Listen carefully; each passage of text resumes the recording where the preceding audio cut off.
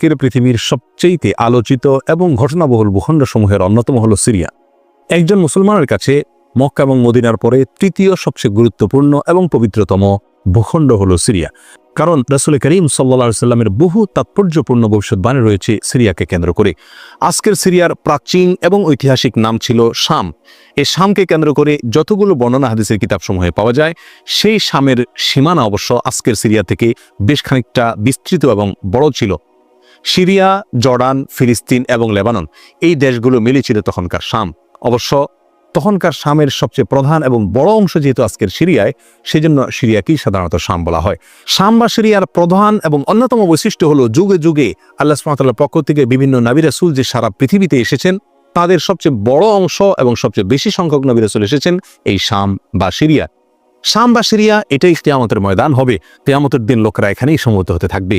এর বাইরেও শাম বা সিরিয়া প্রসঙ্গে রাসূল করিম সাল্লাল্লাহু আলাইহি সাল্লামের আরো অনেক গুরুত্বপূর্ণ মন্তব্য এবং বক্তব্য রয়েছে। সামান্য কয়েকটি বক্তব্য আজ আপনাদের সম্মুখে আমরা পেশ করতে চাই। তার মধ্যে এক নম্বর হলো সহিহ বুখারীতে বর্ণিত হয়েছে, নবী আলাইহিস সালাম বলেছেন, লা তাযালু তায়ফাতুম মিন উম্মতি মানসুরিন লা ইয়াদুররুহুম মান খাযালাহুম হাত্তা তাকুমাস সাআহ। অর্থাৎ আমার উম্মতের মধ্যে একটা বিশেষ শ্রেণী, বিশেষ কিছু লোক থাকবে, একটা দল থাকবে যারা সত্যের পক্ষে লড়াই করতে থাকবে, আল্লাহর সাহায্য তাদের সঙ্গে থাকবে এবং তারা এই সত্যের পক্ষের লড়াইকে অব্যাহত রাখবে কিয়ামত কায়েম হওয়া পর্যন্ত। তাদেরকে যারা পর্যদস্ত করতে চায়, অপমান করতে চায়, ক্ষতি করতে চায়, তাদের কেউই তাদের কোনো ক্ষতি করতে পারবে না। এই হাদিসে নবী আলাইহিস সালাম যে দলটির কথা বলেছেন, যারা সাহায্য প্রাপ্ত হবেন আল্লাহর পক্ষ থেকে এবং যারা অটল অবিচল থাকবেন সত্যের উপরে কিয়ামত পর্যন্ত, যাদেরকে কেউ অপদস্থ করতে পারবে না, সেই দলটি কারা এবং তাদের অবস্থান কোথায় হবে, এই প্রসঙ্গে সহিহ বুখারীতে নবী আলাইহিস সালামের একাধিক সাহাবায়ে কেরামের মন্তব্য রয়েছে, যারা বলেছেন যে এখানে যে দলটির কথা বলা হয়েছে তারা হলেন সিরিয়ায় অবস্থানকারী হবেন এবং এটা হবে কিয়ামতের ঠিক আগ মুহূর্তে। তাবরানীর এক বর্ণনা নবী আলাইহিস সালাম নিজেও বলেছেন আল্লাহ সাহায্যপ্রাপ্ত সেই দলটি থাকবে সিরিয়ায় বা শামে। সিরিয়া প্রসঙ্গে দ্বিতীয় হাদিসটি বর্ণিত হয়েছে সহিহ বুখারীতে। বিখ্যাত সাহাবী আব্দুল্লাহ ইবনে ওমর রাদিয়াল্লাহু তাআলা আনহু বলেছেন, রাসূল করিম সাল্লাল্লাহু আলাইহি ওয়াসাল্লাম ইরশাদ করেছেন, আল্লাহুম্মা বারিক লানা ফি শামিনা ওয়া ফি ইয়ামানিনা। অর্থাৎ আল্লাহ আমাদের সিরিয়ায়, আমাদের ইয়ামানে আপনি বরকত দান করুন। এই কথা বলার পরে উপস্থিত লোকেরা বলল, ইয়া রাসূলুল্লাহ ওয়া ফি নাজদিনা, আমাদের নজদেও আল্লাহ বরকত দান করুন, সে দোয়া করুন আপনি। নবী আলাইহিস সালাম তাদের কথায় কর্ণপাত না করে আবারও বললেন, আল্লাহুম্মা বারিক লানা ফি শামিনা ওয়া ফি ইয়ামানিনা। লোকেরা আবারও বললেন, ওয়া ফি নাজদিনা, আমাদের নজদেও। নবী আলাইহিস সালাম তখনও একই কথার পুনরাবৃত্তি করলেন এবং পরিশেষে বললেন, নাজদ সেই জায়গায় তো ফিতনা ফাসাদ হবে, সেখানে তো হত্যা মারামারি খুনাখুনি হবে, সেখানে তো ভূমিকম্প দেখা দিবে এবং সেখান থেকে তো শয়তানের শিং উত্থিত হবে, সেখান থেকে তো শয়তানের শিংয়ের আবির্ভাব ঘটবে, বের হবে। এখানে নাজদ বলতে কোন এলাকাকে বোঝানো হয়েছে? এই প্রসঙ্গে মুহাদ্দিসিনে কেরামের বেশিরভাগের মন্তব্য হলো নাজদ বলতে ইরাককে বোঝানো হয়েছে। নাজদ বলা হয় উঁচু অঞ্চলকে, আরবের বিভিন্ন অঞ্চলকে নাজদ বলা হয়। হেজাজ এটাকেও নাজদ বলা হয়, যেটা সৌদি আরবের ভিতরে, আর ইরাককেও নাজদ বলা হয়। সহিহ বুখারীর বিশ্ববিখ্যাত ব্যাখ্যাতা আল্লামা কিরমানী রাহমাহুল্লাহ এবং আল্লামা খাত্তাবী রাহমাহুল্লাহ এবং আল্লামা ইবনে আব্দুল বার রাহমাহুল্লাহ সহ অনেক বড় বড় মুহাদ্দিসিনে কেরাম এবং হাদিসবিদগণ মন্তব্য করেছেন যে হাদিসের শেষ অংশে নবী আলাইহিস সালাম যে নাজদ প্রসঙ্গে মন্তব্য করেছেন, সেখানে নাজদ বলতে ইরাককে বোঝানো হয়েছে। হাদিসের সবচেয়ে বড় সমাহার কানজুল উম্মালে আবু নাঈমে বর্ণিত নবী আলাইহিস সালামের এক হাদিসে পরিষ্কারভাবে নবী আলাইহিস সালাম নিজেই বলে দিয়েছেন এখানে নাজদ বলতে ইরাককে বোঝানো হয়েছে। যাই হোক, এই হাদিস থেকে আমরা বুঝতে পারলাম বরকত নবী আলাইহিস সালাম চেয়েছেন আল্লাহর কাছ থেকে এই শাম বা সিরিয়ার জন্য। তাহলে এই শাম বা সিরিয়া এটা গুরুত্বপূর্ণ একটি জায়গা এবং নবী সাল্লাল্লাহু আলাইহি ওয়াসাল্লামের কাছে খুবই প্রিয়, আল্লাহর কাছে খুবই তাৎপর্যপূর্ণ একটি ভূখণ্ড। তৃতীয়ত যে হাদিসটি আমরা এই প্রসঙ্গে পেশ করতে চাই, সেটি বর্ণিত হয়েছে সুনানে আবু দাউদে এবং মুসনাদে আহমদে। নবী আলাইহিস সালাম থেকে বর্ণনা করেছেন আব্দুল্লাহ ইবনে হাওয়ালা রাদিয়াল্লাহু তাআলা আনহু, তিনি বলেন যে রাসূল করিম সাল্লাল্লাহু আলাইহি ওয়াসাল্লাম আমাকে বলেছেন, দেখো যখন তুমি দেখবে যে খেলাফত পবিত্র ভূমিতে অবতরণ করেছে, নেমেছে, এসেছে, প্রতিষ্ঠিত হয়েছে, তখন তুমি ধরে নিবে যে কিয়ামত খুবই সন্নিকটে এসে গেছে। এ হাদিসে নবী আলাইহিস সালাম পবিত্র ভূমিতে যে খেলাফত অবতরণ করলে কিয়ামত নিকটবর্তী এটা বোঝা যাবে বলেছেন। এখানে পবিত্র ভূমি বলতে তিনি কি বুঝিয়েছেন, এই ব্যাখ্যা প্রসঙ্গে প্রায় সকল মুহাদ্দিসিনে কেরামের অভিমত হলো নবী আলাইহিস সালাম এখানে সিরিয়াকে বুঝিয়েছেন। আগে এবং পরের আলোচনাকে পর্যালোচনা করলে সেটাই পরিষ্কার হয়ে যায়। সিরিয়া প্রসঙ্গে চতুর্থ যে হাদিসটি আমরা পেশ করতে চাই, সেটি সুনান তিরমিজিতে বর্ণিত হয়েছে। সেই হাদিস থেকে বোঝা যায় নবী আলাইহিস সালাম সিরিয়াকে গোটা মুসলিম বিশ্বের জন্য হৃৎপিণ্ড হিসেবে অভিহিত করেছেন, মন্তব্য করেছেন। তিনি বলেছেন, সিরিয়ার লোকেরা যখন খারাপ হয়ে যাবে, মন্দ এবং খারাপ দিক যখন সিরিয়ার লোকদেরকে গ্রাস করবে, ছেয়ে যাবে, তখন তোমরা ধরে নিবে পৃথিবীর কোনো জায়গায় আর কোনো ভূখণ্ডে মুসলমানদের মধ্যে আর কোনো কল্যাণ অবশিষ্ট নেই। অর্থাৎ হৃৎপিণ্ডের মতো সিরিয়ার মানুষের মধ্যে যখন পচন ধরবে তখন গোটা দেহে গোটা মুসলিম বিশ্বের মধ্যেই পচন তার আগেই ধরে গেছে, এটা পরিষ্কারভাবে বোঝা যাবে। এ হাদিস থেকেও সিরিয়া অত্যন্ত গুরুত্বপূর্ণ ভূখণ্ড, সেটা পরিষ্কারভাবে আমরা বুঝতে পারি। সিরিয়া প্রসঙ্গে 5 নম্বর হাদিসটি বর্ণনা করেছেন আবু হুরায়রা রাদিয়াল্লাহু তাআলা আনহু, আর এটি বর্ণিত হয়েছে সুনান ইবনে মাজাহ। নবী আলাইহিস সালাম বলেছেন, একটা সময় আসবে যখন গোটা বিশ্বে বড় বড় যুদ্ধ বিগ্রহ সংগঠিত হবে, বিশ্বজুড়ে যখন বড় বড় যুদ্ধ দেখা দিবে, তখন মাওয়ালিদের অর্থাৎ নওমুসলিমদের একটি দল আল্লাহর পক্ষে, সত্যের পক্ষে, আল্লাহর দ্বীনের জন্য লড়াই করতে থাকবে এবং তখনকার আধুনিক যত অস্ত্রশস্ত্র এগুলিতে তারা সজ্জিত থাকবেন এবং সত্যের পক্ষে লড়াই করতে থাকবেন।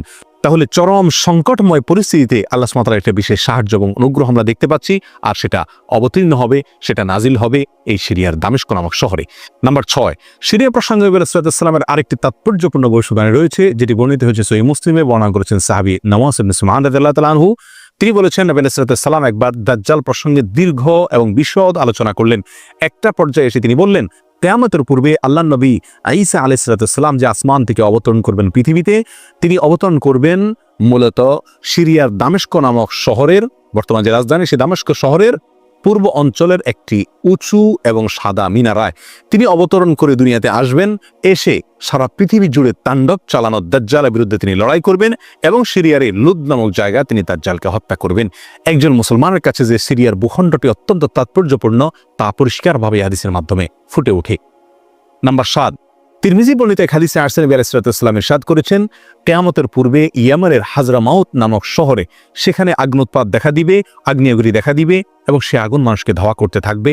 সেই পরিস্থিতি আসলে কিয়ামতের ঠিক পূর্ব মুহূর্তে আমরা কি করব, এই প্রসঙ্গে সাহাবা ইকরাম নবী আলাইহিস সালামের কাছে দিক নির্দেশনা চাইলে তিনি বললেন, আলাইকুম বিশাম, তোমরা শাম বা সিরিয়ায় গিয়ে আশ্রয় নিবে। অন্য এক হাদিসে আসছেন নবী আলাইহিস সালাম বলেছেন, একটা সময় আসবে যখন 3টা জায়গায় একসঙ্গে যুদ্ধ চলবে, সিরিয়ায় এবং ইয়েমেনে এবং ইরাকে।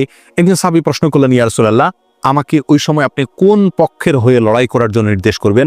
নবী আলাইহিস সালাম বলেছেন, তুমি শামের হয়ে অর্থাৎ সিরিয়ার হয়ে তুমি লড়াই করবে, আর যদি সিরিয়া হয়ে লড়াই করার সামর্থ্য তোমার না থাকে তাহলে ইয়ামানের পক্ষ তুমি অবলম্বন করবে। এই হাদিসে একেবারে পরিষ্কারভাবে সিরিয়ার গুরুত্ব এবং তাৎপর্য আমাদের কাছে ফুটিয়ে তুলছে। নাম্বার 8, মুসনাদ আহমদ সহ বহু হাদিসের কিতাবে বর্ণিত হয়েছে, কিয়ামতের পূর্বে যে আগ্নেয়গিরি দেখা যাবে, যে আগ্নোৎপাত দেখা দিবে, সে আগুন মানুষকে ধাওয়া করতে থাকবে এবং সারা পৃথিবীর মানুষকে ধাওয়া করতে করতে করতে একটা জায়গায় একত্রিত করবে, আর সেটি হলো সিরিয়া। নবী আলাইহিস সালামের ভাষায় আরদুল মাহশারি ওয়াল মানশার, অর্থাৎ সিরিয়াই হবে কিয়ামতের ময়দান। কিয়ামতের সময় সারা পৃথিবী থেকে মানুষ সমবেত হয়ে এই সিরিয়াতেই একত্রিত হতে থাকবে। নাম্বার 9, নবী আলাইহিস সালাম আরেক হাদিসে বলেছেন, মালায়েকাতুল্লাহি বাসিদু আজনিহাতাহুম আলা শাম, আল্লাহর ফেরেশতাগণ সিরিয়ার উপরে তাদের ডানাকে ছেয়ে আছেন অথবা ছেয়ে থাকবেন। এই হাদিস থেকেও শাম বা সিরিয়া গুরুত্ব করে পরিষ্কারভাবে ফুটে ওঠে। নাম্বার 10, এখানে যে আসছেন নবী আলাইহিস সালাম তার এক স্বপ্নের বিবরণ দিতে গিয়ে বলছেন যে, আমি একবার শুয়েছিলাম, দেখলাম আমার মাথার নিচ থেকে আল্লাহর কিতাবকে ছিনিয়ে নিয়ে যাওয়া হলো এবং সেটাকে যখন নিয়ে যাওয়া হচ্ছে আমি তাকিয়ে থাকলাম কোথায় নিয়ে যাওয়া হচ্ছে। দেখলাম যে একটা আলোক রশ্মি চলে যাচ্ছে এবং যেতে যেতে সিরিয়ার ভূমি পর্যন্ত সেটা চলে গেল এবং সেখানে গিয়ে অবতরণ করলো। এরপর নবী আলাইহিস সালাম বললেন, আলা ইন্নাল ঈমানা ইযা ওয়াকাআতিল ফিতানু বিশাম, অর্থাৎ যখন সারা পৃথিবীতে ফিতনা ফাসাদ ছেয়ে যাবে তখন ঈমানের ঠিকানা হবে সিরিয়ায়, আর ঈমানদারদের আশ্রয়স্থল হবে, শেষ ভরসা হবে সিরিয়া।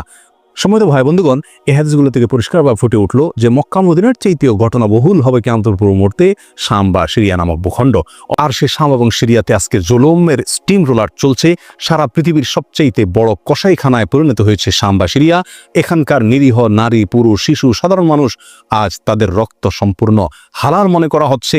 ত্রিমুখী বা চতুর্মুখী লড়াইয়ে আজ সেখানকার মানুষ বলির পাঁঠা হয়ে গেছে। সারা পৃথিবীর সবচেয়ে বড় কসাইখানায় পরিণত হয়েছে। সেখানকার নারী, পুরুষ, সাধারণ মানুষ সকলের আর্তনাদে আকাশ বাতাস ভারী হয়ে উঠছে। জালেম অত্যাচারীদের জুলুমে সেখানে রক্তের গঙ্গা, রক্তের বন্যা আজকে বয়ে চলেছে। আল্লাহ সুবহানাহু ওয়া তাআলা আমাদেরকে ক্ষমা করুন। আমাদের অক্ষমতা, আমাদের অপারগতা, আমাদের অলসতা, আমাদের উদাসীনতা, আমাদের দায়িত্বহীনতা এর জন্য না যেন আল্লাহর গজব আমাদের উপরে, আল্লাহর আযাব না যেন আমাদের উপরে নাজিল হয়। আজ সারা বিশ্ব বিবেক নীরব হয়ে আছে। মুসলিম বিশ্ব পর্যন্ত নীরব দর্শকের ভূমিকা পালন করছে। আপনার আমার মতো সাধারণ মানুষ আজকের বিশ্ব ব্যবস্থা আমাদের হাত পাকে একরকম বেঁধে রেখেছে। আমরা তাদের পাশেও দাঁড়াতে পারছি না। অতএব কমপক্ষে আল্লাহর কাছে দোয়া করি, আল্লাহ আমাদের অক্ষমতাকে ক্ষমা করুন, আল্লাহ তাদের সাহায্য করুন, তাদের সহযোগিতা করুন। জালেমদের কালো হাতগুলোকে আল্লাহ সুবহানাহু ওয়া তাআলা ভেঙে চুরে চুরমার করে দিন। প্রিয় বন্ধুগণ, নিরাশ হওয়ার কোনো কারণ নেই। সিরিয়ার মানুষদের দিয়ে আল্লাহ সুবহানাহু ওয়া তাআলা অনেক বড় খেদমত নেবেন। হয়তো তাদের পরীক্ষা চলছে, আল্লাহ সাহায্য ইনশাআল্লাহ অচিরেই আসবে। আল্লাহ সাহায্য তাদের সঙ্গে আসুক এবং সকল প্রকার জালিমদেরকে আল্লাহ সুবহানাহু ওয়া তাআলা ধ্বংস করুন, সেই দোয়া আল্লাহ সুবহানাহু ওয়া তাআলার কাছে আমরা রাখি। ওয়া আখিরু দাওয়ানা আলহামদুলিল্লাহি রাব্বিল আলামিন। আসসালামু আলাইকুম ওয়া রাহমাতুল্লাহি ওয়া বারাকাতুহু।